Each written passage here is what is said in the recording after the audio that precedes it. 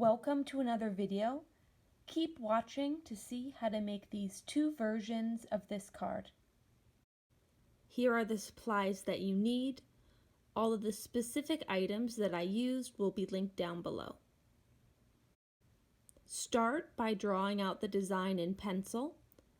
I have linked a free template down below if you choose to use it, which will make this step really quick and easy. Once you've completed drawing out the design in pencil, then take one of the pens that you're using. I chose to start with the darkest color blue and color in the word congratulations. I gave the letter C a bit of a calligraphy style effect by thickening the downstroke of this letter. I went over everything twice to give the color a really saturated look.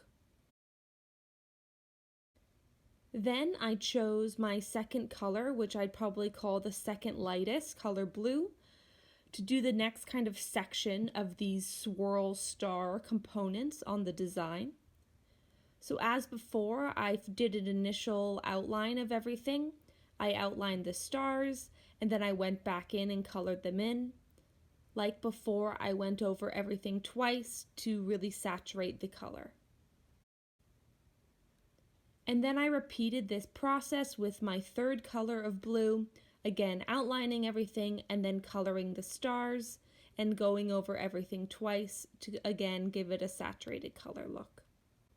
Then once you have the bottom half of the card complete, move up to the top half and basically repeat the process using the same color pattern of pens used. So again, I started with kind of my second lightest blue, did the same thing, outlined it, and then colored in the stars. And then I moved on to my lightest color blue, same thing, outlining the design and then coloring in the stars. And once you've done that, the first version of this card is complete. So you can leave the card just like this, or if you'd like to add a bit of sparkle to the card and create a second or different version, all you'll need are a couple different rhinestones. I used blue and clear and some glue.